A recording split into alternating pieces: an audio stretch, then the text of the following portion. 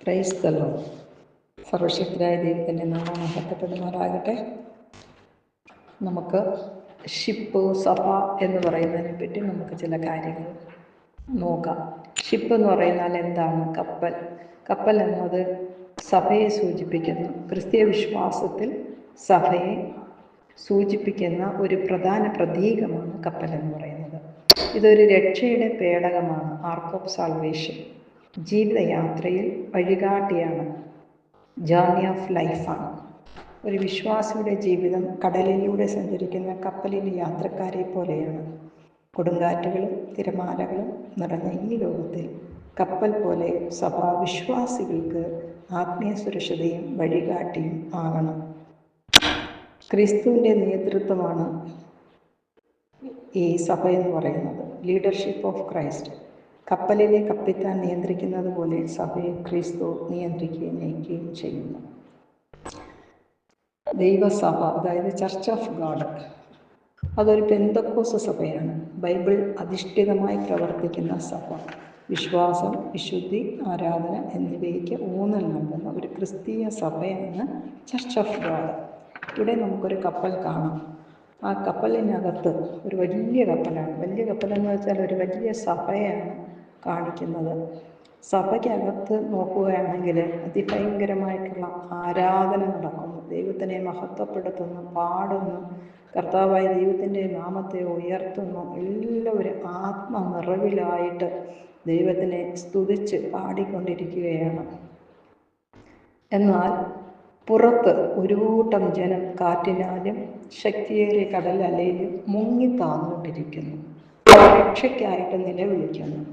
എന്നാൽ ഒരു ഭക്തൻ ഈ കാഴ്ച കാണുകയും അവൻ ഓടിപ്പോയി മറ്റുള്ളവരെ വിവരമറിയിക്കുകയും ചെയ്യുന്നു. ഒരു വലിയ സഭ എന്ന് പറയുന്നത് അതിനകത്ത് പ്രധാനമായിട്ട് പാസ്റ്റേഴ്സ് മാത്രമല്ല, അവരെ ലീഡേഴ്സ് ഉണ്ടാകും, choir group, counselling group, security guard, evangelist എന്ന് വേണ്ട അങ്ങനെ പല വകുപ്പുകളും ഒരു വലിയ ചർച്ചിൽ ഉണ്ടായിരിക്കും.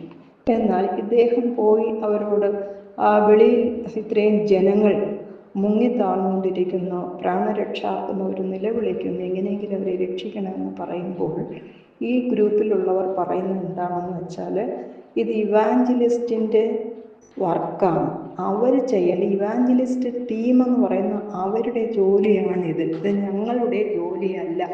രക്ഷിക്കുക എന്നുള്ളത് ഇവാഞ്ചലിസ്റ്റിൻ്റെ ജോലിയാണ്, അവരുടെ വർക്കാണെന്ന് പറഞ്ഞ് അവർ ആ ഒരു ദൗത്യത്തെ തള്ളിക്കളയുന്നു.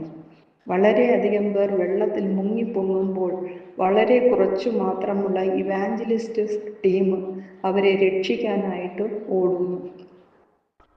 എന്നാൽ അവർക്ക് എല്ലാവരെയും രക്ഷിക്കുവാനായിട്ട് സാധിക്കുന്നില്ല. കാരണം ധാരാളം പേരുണ്ടായിരുന്നു. കുറച്ച് പേര് പോയി രക്ഷിക്കുമ്പോൾ വളരെ കുറച്ച് പേരെ മാത്രമേ അവർക്ക് രക്ഷിക്കുവാനായിട്ട് സാധിച്ചുള്ളൂ.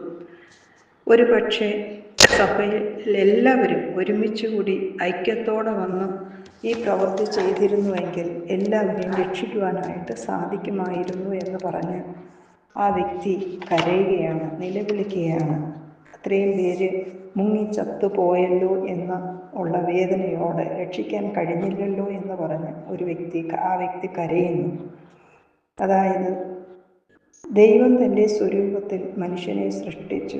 അവൻ്റെ സ്നേഹത്തിൻ്റെ പ്രതീകമാണ് നമ്മളായിരിക്കുന്ന ഓരോ മനുഷ്യരും. യേശു എല്ലാ മനുഷ്യർക്കുമായി ജീവൻ നൽകി. എല്ലാവരും രക്ഷിക്കപ്പെടണമെന്നും നിത്യജീവൻ പ്രാപിക്കണം എന്നുള്ളതുമാണ് ദൈവത്തിൻ്റെ ആഗ്രഹം. യേശുക്രിസ്തു എന്ന ബോട്ടെന്ന സഭ ആഡംബരത്തിനോ സന്തോഷയാത്രയ്ക്കോ വേണ്ടിയുള്ളതല്ല, ജീവൻ രക്ഷിക്കുന്ന ലൈഫ് ബോട്ടായിട്ട് മാറണം. ഓരോ ആത്മാവും ദൈവത്തിന് വിലപ്പെട്ടതാണ്. എല്ലാ മനുഷ്യർക്കുമായി ഒരു വലിയ വില കൊടുത്ത് യേശുക്രിസ്തു നമ്മെ വീണ്ടെടുത്തു. സഭ എന്ന ബോട്ട് രക്ഷയുടെയും സുരക്ഷിതത്വത്തിൻ്റെയും ലക്ഷ്യത്തിൻ്റെയുമാണ്. പ്രതികൂല പ്രതിസന്ധികളിൽ മനുഷ്യനായിരിക്കുമ്പോൾ രക്ഷിക്കാൻ കഴിവുള്ള യേശുവിനോട് നിലവിളിക്കുന്നത് പോലെ മനുഷ്യർ അപായഘട്ടത്തിലും ആപത്തിലും നിലവിളിച്ചാൽ സഭ മുഴുവൻ ഒന്നടങ്കം ആ വിളി കേൾക്കുകയും അവരെ രക്ഷിക്കുകയും ചെയ്യണം. യേശുവിൻ്റെ ബോട്ട് ലൈഫ് ബോട്ടാണ്. അപകടത്തിൽപ്പെട്ട് മുങ്ങിപ്പൊങ്ങുന്നവരെ രക്ഷിക്കാൻ ഇറങ്ങുന്ന വള്ളമാണ്. സഭ എന്നത് പാപത്തിലും ദുരിതത്തിലും മുങ്ങിപ്പോകുന്ന ആത്മാക്കളെ ഒറ്റക്കെട്ടായി നിന്ന് രക്ഷിക്കുക എന്നുള്ളതാണ്. നിത്യജീവനിലേക്ക് നടത്തണം. ഈ ദൗത്യം ഒരു ഗ്രൂപ്പിന് മാത്രമുള്ളതല്ല.